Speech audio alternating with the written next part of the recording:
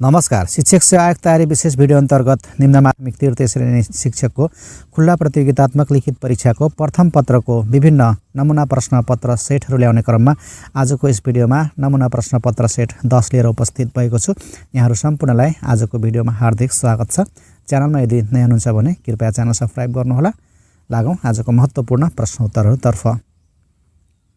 खण्ड क सामान्य ज्ञान। यस खण्डबाट 15वटा प्रश्नहरू सोधिन्छन्। प्रश्न यस प्रकार रहेको छ। सौर्यमण्डलमा रहेका भित्री ग्रह इनर प्लानेट्स भन्नाले कुन कुनलाई जनाउँछ? अप्सन रहेको छ। अप्सन ए बृहस्पति, शनि, अरुण, वरुण, बी बुध, शुक्र, पृथ्वी, मङ्गल, सी पृथ्वी, शनि, बृहस्पति, अप्सन सी बृहस्पति, शनि, पृथ्वी, मङ्गल र अप्सन डी रहेको छ बुध, शुक्र, बृहस्पति र शनि। इनर प्लानेट्स भन्नाले कुन कुन ग्रहलाई जनाउँछ भनेको छ। यसको सही उत्तर रहेको छ अप्सन नम्बर बी बुध, शुक्र, पृथ्वी, मङ्गल। चारवटा ग्रहलाई इनर प्लानेट्स भनेर बुझिन्छ बोसु प्रिमा र बाँकी चारवटा ग्रहहरूलाई चाहिँ आउटर प्लानेट। यो बृहस्पति, शनि, अरुण, वरुण। बोसु प्रिमा चाहिँ इनर प्लानेट भए, यिनीहरू इनर प्लानेट र यो वृष अब चाहिँ आउटर प्लानेट हुन्। यिनीहरू बाहिरी ग्रहहरू भनेर चिनिन्छ बृहस्पति, शनि, अरुण, वरुण। प्रश्न नम्बर 2 विश्वको सबैभन्दा ठुलो टापु कुन हो? A Greenland, Denmark, B Baffin, Canada, C Sumatra, Indonesia, D Honshu, Japan.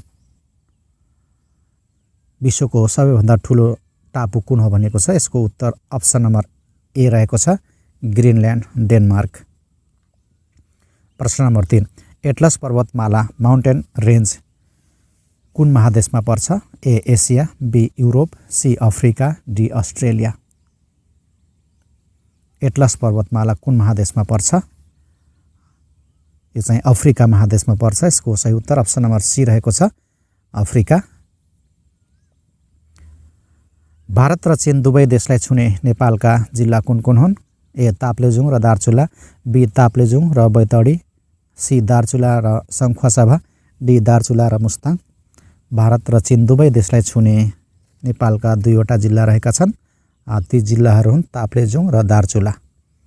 दाता। प्रश्न नम्बर 5 विक्रम सम्वत 2077 मङ्सिर 23 नेपाल र चीन देशका प्राविधिक टोलीको प्रस्ताव गरे अनुसार सगरमाथाको उचाइ कति कायम भएको छ? A 8848, B 8848.5 metre, C 8848.86 metre, D 8848.40 metre. यसको सही उत्तर अप्सन नम्बर सी रहेको छ 8848.86 मिटर। प्रश्न नम्बर 6 नेपालको सेन वंशी राज्यकालमा निर्माण भएको मानिने चिसापानी गढी कुन जिल्लामा पर्छ? A Udayapur, B Makwanpur, C Rasuwa, D Dailekh. Chisapani Gadhi कुन जिल्लामा पर्छ? यो चाहिँ मकवानपुर जिल्लामा पर्दछ। अप्सन नम्बर बी सही रहेको छ। चिसापानी गढी मकवानपुर जिल्लामा पर्छ। पवित्र धार्मिक ग्रन्थ मुन्धुम नेपालको कुन जातिसँग सम्बन्धित छ? पवित्र धार्मिक ग्रन्थ मुन्धुम नेपालको कुन जातिसँग सम्बन्धित छ? ए राई, बी लिम्बू, सी राई र लिम्बू, डी राजवंशी। यसको उत्तर रहेको छ अप्सन नम्बर सी राई र लिम्बू।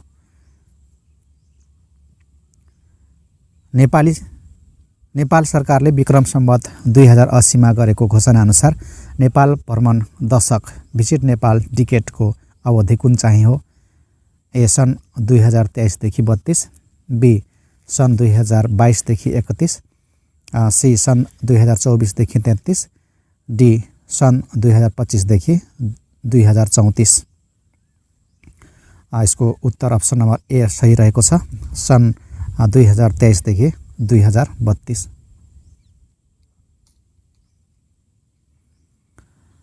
अर्को प्रश्न रहेको छ क्षेत्रफलको हिसाबले नेपालको सबैभन्दा ठुलो अन्तर्राष्ट्रिय विमानस्थल कुन हो?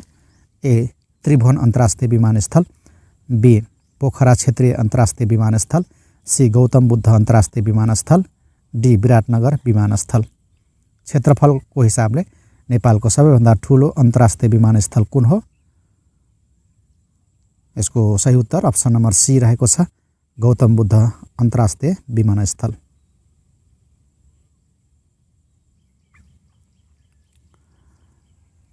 दिगो विकास लक्ष्य 4 SDG 4 गुणस्तरीय शिक्षा सम्बन्धी लक्ष्य अन्तर्गतको विस्तृतीकरणमा लक्ष्य नम्बर 4.4 केसँग सम्बन्धित छ? ए प्रारम्भिक बाल विकास, बी प्राविधिक शिक्षा र व्यावसायिक सिप, सी प्रौढ साक्षरता र गणितीय सिप, डी शिक्षामा महिला समानता। यसको सही उत्तर अप्सन नम्बर बी रहेको छ, प्राविधिक शिक्षा र व्यावसायिक सिप। सन् 1992 जुन 3 देखि 14 सम्म भएको वातावरण सम्बन्धी संयुक्त राष्ट्र सङ्घीय विश्व सम्मेलन अर्थ समिट पृथ्वी सम्मेलन कहाँ भएको थियो? A Rio de Janeiro Brazil, B Bern Germany, C Scotland बेलायत, डी दुबई संयुक्त अरब इमिरेट्स। यसको सही उत्तर रहेको छ option number A Rio de Janeiro Brazil. पृथ्वी सम्मेलन चाहिँ रियो दी जेनेरियो ब्राजिलमा सम्पन्न भएको थियो। संयुक्त राष्ट्र सङ्घमा सबैभन्दा पहिले भिटो प्रयोग गर्ने देश कुन हो? ए बेलायत, बी रुस, सी अमेरिका, डी चीन। संयुक्त राष्ट्र सङ्घमा सबैभन्दा पहिले भिटो प्रयोग गर्ने देश कुन हो? यसको उत्तर अप्सन नम्बर बी रहेको छ, रुस।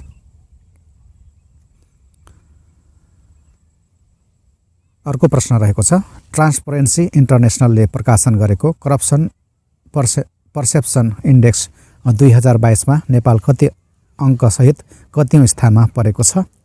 ए 34 अङ्कसहित 110औं स्थानमा, बी 33 अङ्कसहित 117औं स्थानमा, सी 34 अङ्कसहित 117औं स्थानमा, डी 33 अङ्कसहित 110औं स्थानमा।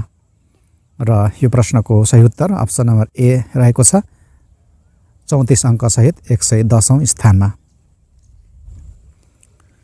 प्रश्न number 14 the 2024 United nations climate change conference COP29 कहिले सम्पन्न भयो?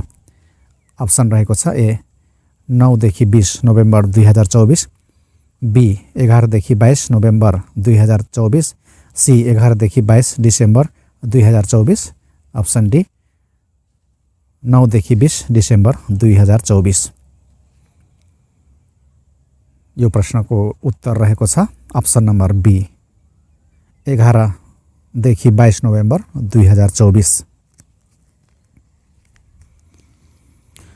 नेपाल सरकारले घोषणा गरेको नेपाल भ्रमण दशक सन् 2023 देखि 2032 को सन्दर्भमा नेपाल स्पेशल टुरिज्म इयर कहिलेलाई तोकेको छ?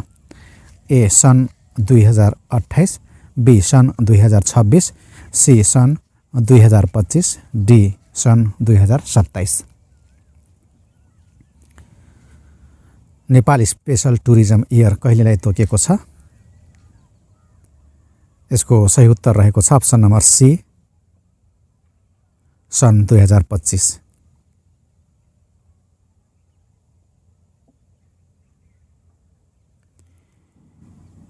सामान्य ज्ञान खण्डका प्रश्नहरू यति नै रहेको थियो। अबको पालो रहेको छ खण्ड ख शिक्षा सम्बन्धी आधारभूत ज्ञान खण्डबाट। यसबाट 40 वटा प्रश्नहरू सोधिन्छन्। प्रश्नहरू यस प्रकार रहेका छन्। आत्मनिर्भरताको विकास डेभलपमेन्ट अफ सेल्फ इन्डिपेन्डेन्स शिक्षाको कुन कार्यसँग सम्बन्धित छ? ए शिक्षाको सामाजिक कार्य, बी शिक्षाको व्यक्तिगत कार्य, सी शिक्षाको राष्ट्रिय कार्य, डी शिक्षाको अन्तर्राष्ट्रिय कार्य।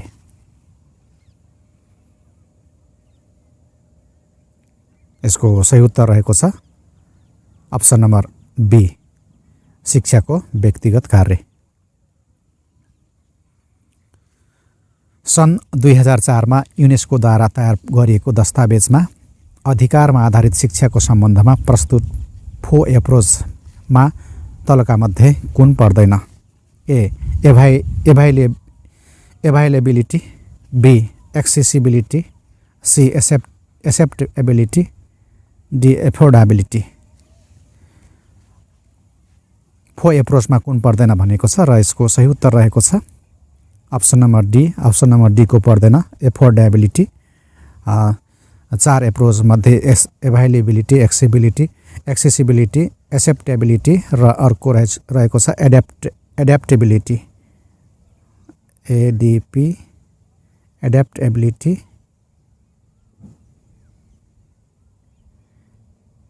यसरी चारवटा एप्रोचहरू रहेको छ। एभाइलेबिलिटी, एक्सेसिबिलिटी, एक्सेप्टेबिलिटी र एड्याप्टेबिलिटी। यो एफोर्डेबिलिटी चाहिँ होइन। शिक्षा मनोविज्ञानको केन्द्र बिन्दु तलका मध्ये कुन चाहिँ हो? शिक्षा मनोविज्ञानको केन्द्रबिन्दु तलका मध्ये कुन चाहिँ हो? ए सिकारु, बी सिकाइ अनुभव, सी शिक्षाको राष्ट्रिय कार्य, डी शिक्षाको अन्तर्राष्ट्रिय कार्य। अप्सन यो बिग्रेको छ। शिक्षा मनोविज्ञानको केन्द्रबिन्दु तलका मध्ये कुन चाहिँ भनेको छ? यसको सही उत्तर अप्सन नम्बर ए रहेको छ, सिकारु।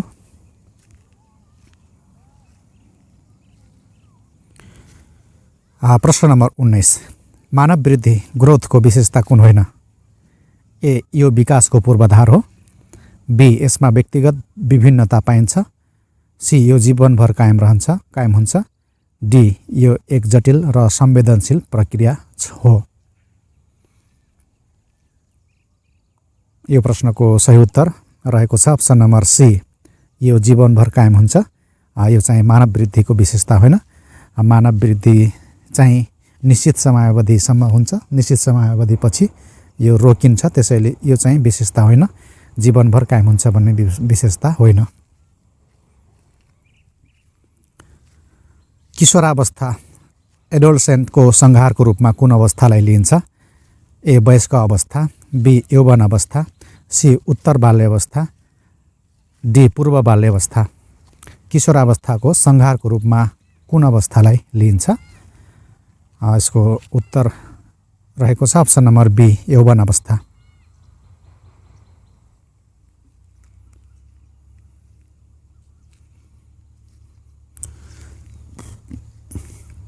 सिकाइको सम्बन्धमा कुन भनाइ गलत छ? सिकाइको सम्बन्धमा कुन भनाइ गलत छ? ए परिपक्वताको कारणले मात्र सिकाइ हुन्छ, बी सिकाइ वातावरणको उपज हो, सी सिकाइ अभ्यास र अनुभवको प्रतिफल हो, डी यो जीवन पर्यन्त प्रक्रिया हो। सिकाइको सम्बन्धमा कुन भनाइ गलत छ भनेको छ? यो चाहिँ अप्सन नम्बर ए को भनाइ गलत रहेको छ। परिपक्वताको कारणले मात्र सिकाइ हुन्छ भन्ने भनाइ गलत रहेको छ।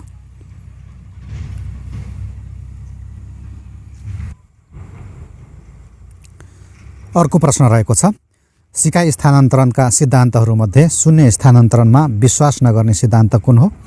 सिकाइ स्थानान्तरणका सिद्धान्तहरूमध्ये शून्य स्थानान्तरणमा विश्वास नगर्ने सिद्धान्त कुन हो? A theory of formal discipline, B theory of identical element, C theory of generalization, D two factor theory. यो प्रश्नको सही उत्तर रहेको छ option number A, theory of formal discipline. विस्मरणको कारण तलका मध्ये कुन होइन? विस्मरणको कारण तलको मध्ये कुन होइन?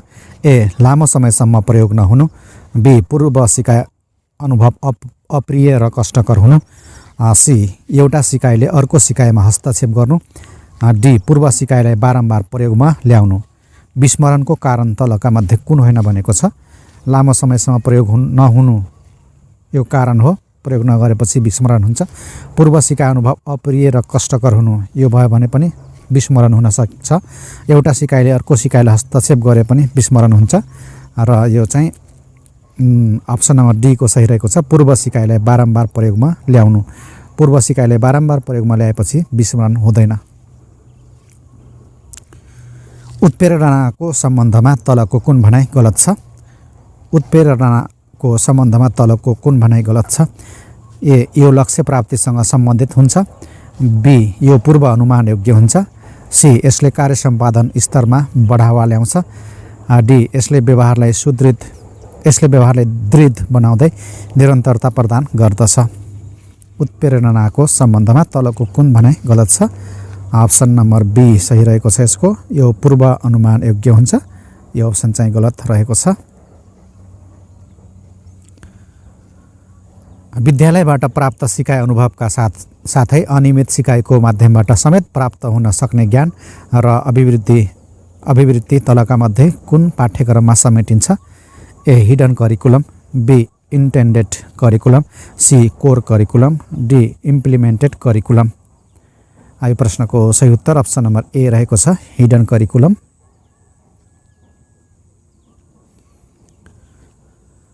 हाल कार्यान्वयनमा रहेको प्रारम्भिक बाल विकासको पाठ्यक्रम अनुसार आधारभूत सिप सिकाइ क्षेत्र अन्तर्गत कुन पर्छ? ए सामाजिक सिप, बी भाषिक सिप, सी गणितीय सिप, डी सृजनात्मक सिप। हाल कार्यान्वयनमा रहेको प्रारम्भिक बाल विकासको पाठ्यक्रम अनुसार आधारभूत सिप सिकाइ क्षेत्र अन्तर्गत कुन पर्छ भनेको छ। अप्सन नम्बर डी यसको सही रहेको छ, सृजनात्मक सिप।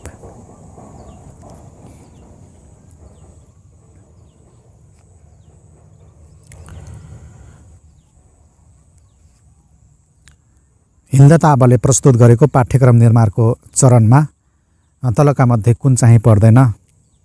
हिल्दा ताबले प्रस्तुत गरेको पाठ्यक्रम निर्माणको चरणमा तलका मध्ये कुन चाहिँ पर्दैन?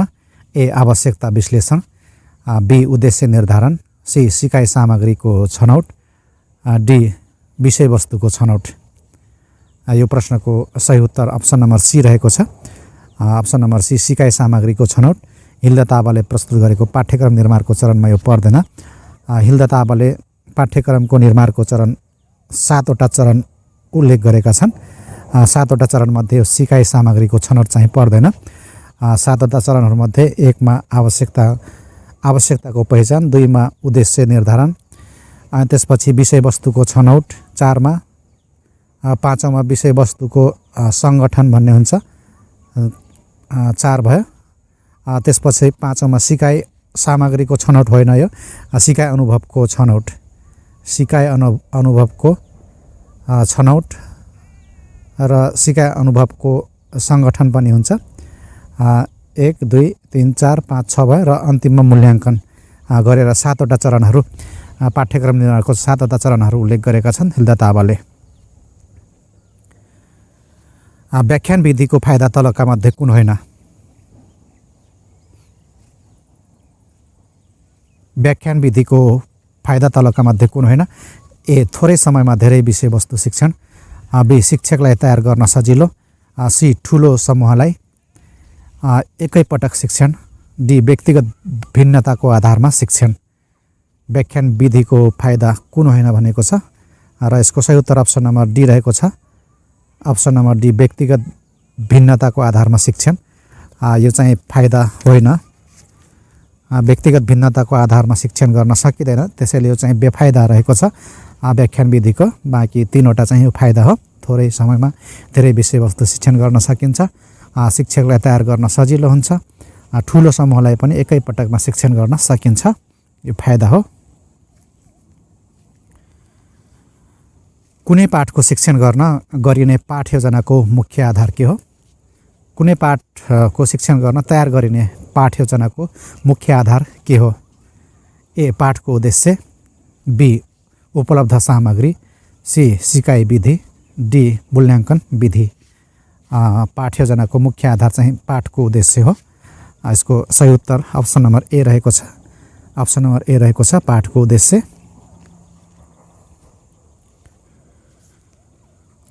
लामो उत्तर आउने निबन्धात्मक प्रश्नका फाइदा कुन होइन? लामो उत्तर आउने निबन्धात्मक प्रश्नका फाइदा कुन होइन? ए प्रस्तुतीकरण र विषयवस्तु सङ्गठन क्षमताको परीक्षण हुने, बी विद्यार्थीको मौलिकताको परीक्षण हुने, सी विषयवस्तुप्रतिको गहन विश्लेषण क्षमताको परीक्षण हुने, डी उत्तर परीक्षणमा विश्वसनीयता र वस्तुगतताको अभाव हुने। यो प्रश्नको सही उत्तर अप्सन नम्बर डी रहेको छ, यो चाहिँ फाइदा होइन। उत्तर परीक्षणमा विश्वसनीयता र वस्तुगतताको अभाव हुने, यो चाहिँ लामो उत्तर आउने प्रश्नको बेफाइदा हो, यो चाहिँ बेफाइदा हो, फाइदा होइन। तल उल्लेख गरिएका परीक्षा बाहेकका मूल्याङ्कनका साधनहरूमध्ये सबैभन्दा सहभागितामूलक साधन कुन हो? ए अवलोकन, बी सञ्चित अभिलेख, सी कार्य सञ्चयिका, डी सहपाठी मूल्याङ्कन। मूल्याङ्कनका साधनहरूमध्ये सबैभन्दा बढी सहभागितामूलक परीक्षा हुन्छ त्यसबाहेक चाहिँ कुन हुन्छ भनेको छ र यो प्रश्नको सही उत्तर अप्सन नम्बर डी हुन्छ सहपाठी मूल्याङ्कन।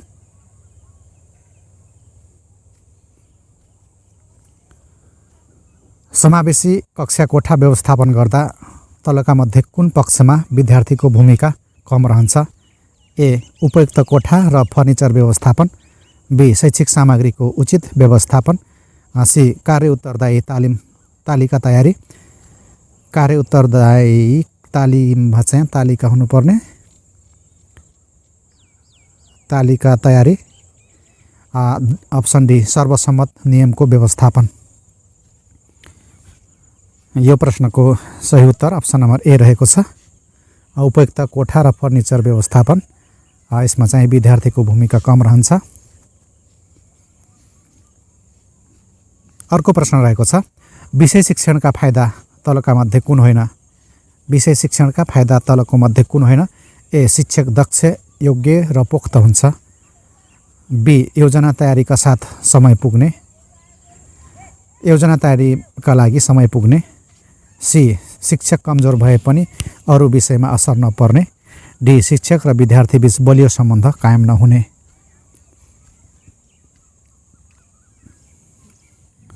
यसको सही उत्तर रहेको छ अप्सन नम्बर डी शिक्षक र विद्यार्थी बीच बलियो सम्बन्ध कायम नहुने।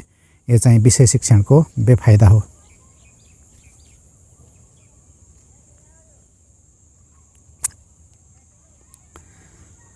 शिक्षक विकास कार्यक्रमको प्रमुख ध्येय कुन चाहिँ हो? ए शिक्षकको वृत्ति विकास, बी शिक्षण ज्ञानको विकास, सी शिक्षण सिपको विकास, डी शिक्षकको निरन्तर पेशागत विकास। शिक्षक विकास कार्यक्रमको प्रमुख ध्येय कुन चाहिँ हो? यसको सही उत्तर हो option number D. Option number D शिक्षकको निरन्तर पेशागत विकास।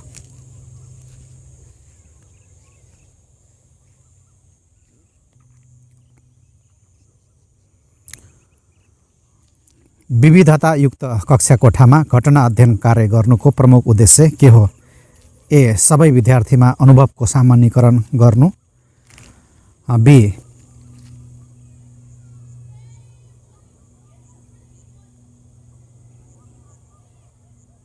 अप्सन बी विविध क्षमता भएका सिकारुको सफलता र चुनौतीको खोजी गर्नु, अप्सन सी सांस्कृतिक सन्दर्भलाई हटाउनु, डी उच्च उपलब्धि प्राप्त गर्ने विद्यार्थीमा मात्र केन्द्रित हुनु। विविधतायुक्त कक्षा कोठामा घटना अध्ययन कार्य गर्नुको प्रमुख उद्देश्य के हो? यसको सही उत्तर अप्सन नम्बर बी रहेको छ। अप्सन नम्बर बी अनुसार विविध क्षमता भएका सिकारुहरूको सफलता र चुनौतीको खोजी गर्नु।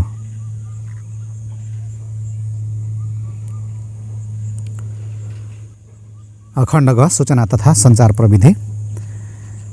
Which one is the input device in computer? दिएको मध्ये कुन चाहिँ कम्प्युटरको इनपुट डिभाइस हो? A printer, B mouse, C monitor, D speaker. दिएको मध्ये इनपुट डिभाइस चाहिँ माउस हो। यसको सही उत्तर अप्सन नम्बर बी रहेको छ माउस। बाँकी तीनवटा चाहिँ आउटपुट डिभाइसहरू हुन्, प्रिन्टर, मोनिटर र स्पिकर। यिनी चाहिँ आउटपुट डिभाइसहरू हुन्।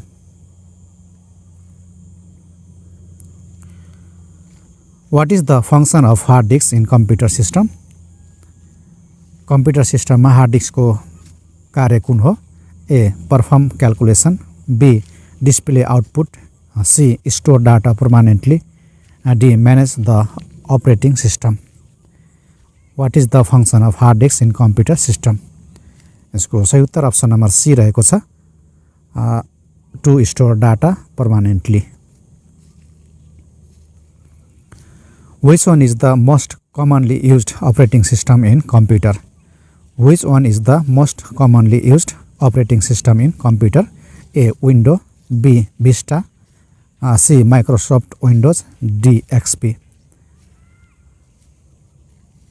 यो प्रश्नको सही उत्तर रहेको छ option number C Microsoft windows.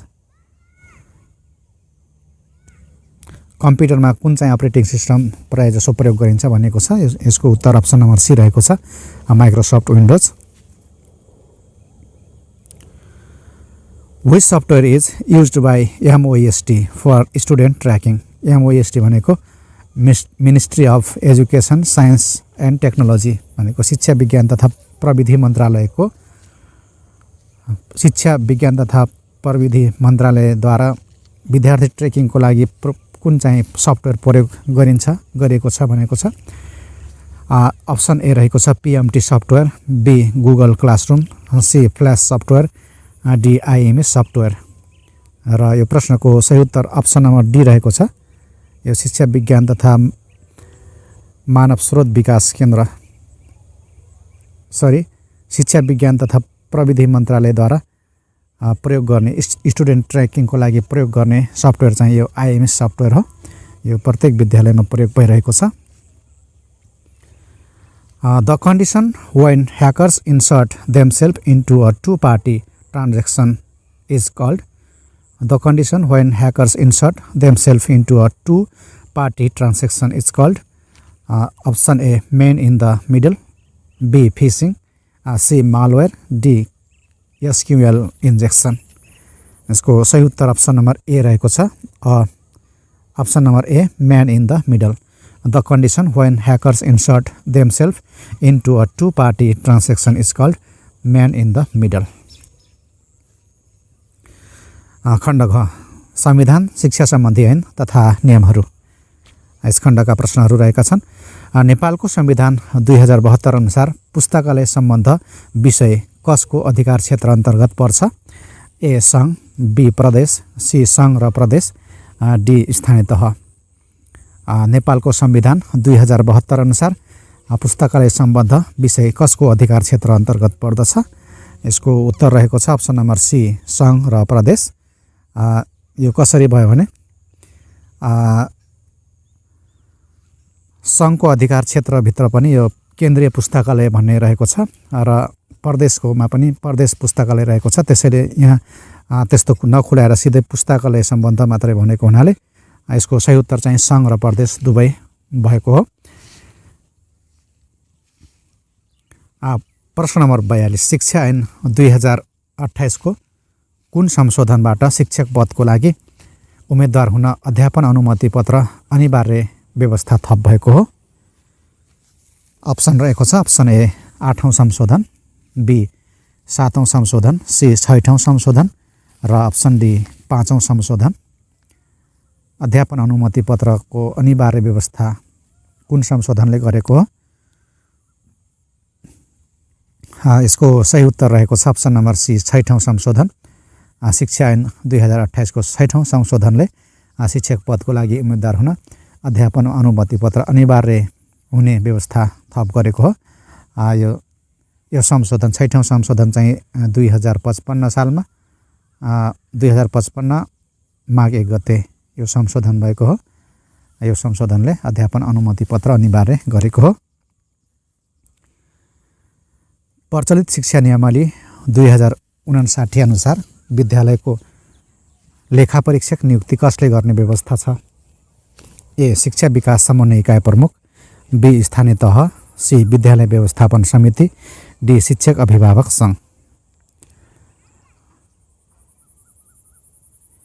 प्रचलित शिक्षा नियमावली 2059 अनुसार विद्यालयको लेखा परीक्षक नियुक्ति कसले गर्ने व्यवस्था छ?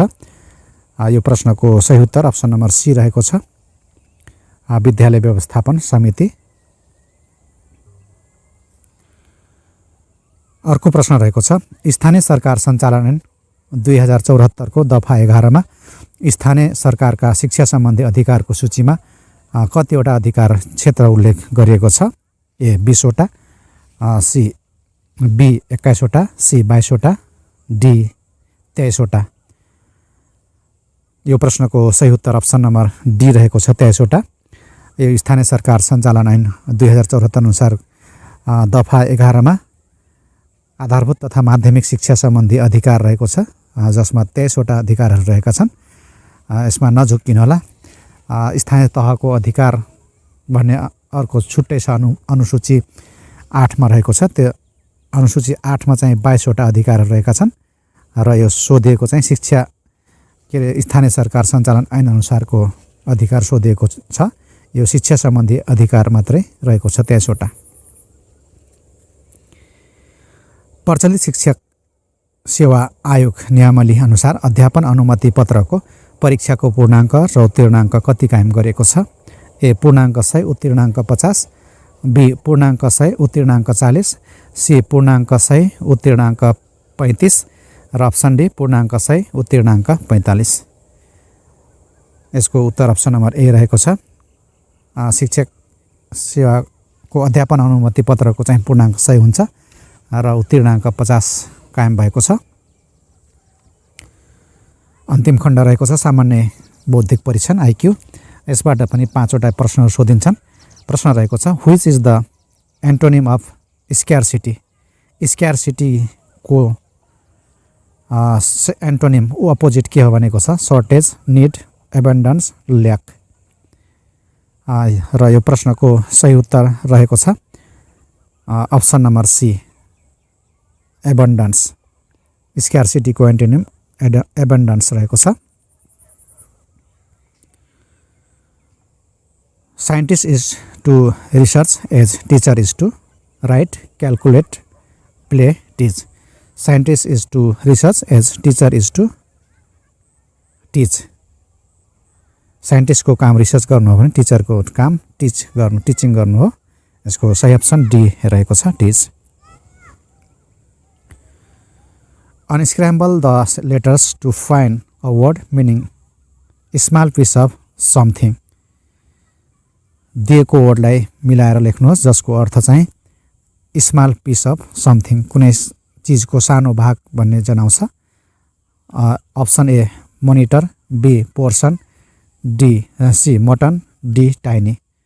यसको सही उत्तर रहेको छ अप्सन नम्बर बी पोर्सन। यो स्मल पिस अफ समथिङ भन्ने अर्थ चाहिँ पोर्सनले जनाउँछ। यसबाट मिलाउँदाखेरि पोर्सन पनि बन्छ।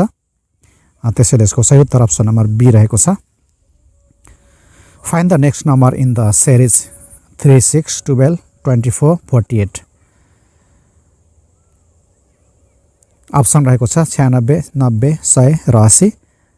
यो सजिलो आइक्यू रहेको छ 3, 6, 12, 24, 48 इन्टु 2 गर्दै गएको छ। 2 त्यहाँ छ, 6 दुना 12, 12 दुना 24, 24 दुना 48। अब 48 दुना 96 हुन्छ। यसको सही उत्तर अप्सन नम्बर ए रहेको छ 96। र आजको यो सेटको अन्तिम प्रश्न छ the price of a laptop was reduced by 10% to 450। What was the original price? कुनै ल्यापटपको मूल्यमा 10% छुट दिएर बेच्दाखेरि त्यसको 450 मूल्य हुन्छ भने त्यसको ओरिजिनल प्राइस कति छ? अङ्कित मूल्य पत्ता लगाउन भनेको छ।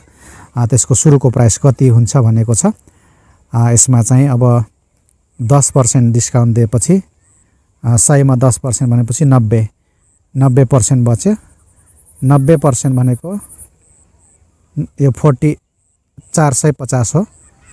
कुनै वस्तुको मूल्यको 90% भनेको 450।